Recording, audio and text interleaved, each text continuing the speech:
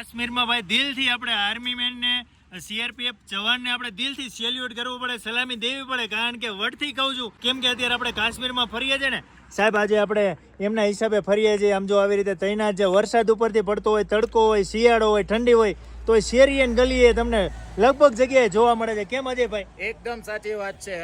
આપણે અહીંથી જ્યારે સ્ટાર્ટ થયું અને ઉપર સુધી ગયા, દરેક જગ્યાએ આર્મી મેન ઊભા હતા. વરસાદ વરસતો તો, ઉપરથી બરફનો વરસાદ આવતો હતો, છતાં પણ એક જ જગ્યાએ સ્થિર રહી અને એ પોતાની ફરજ છે એ નિભાવતા હતા. ખરેખર એમના માટે સેલ્યુટ બને છે, દેવી પડે. કારણ કે અત્યારે નકર આપણને કેટલો ડર લાગે અહીંયા કાશ્મીરમાં આવવા માટે.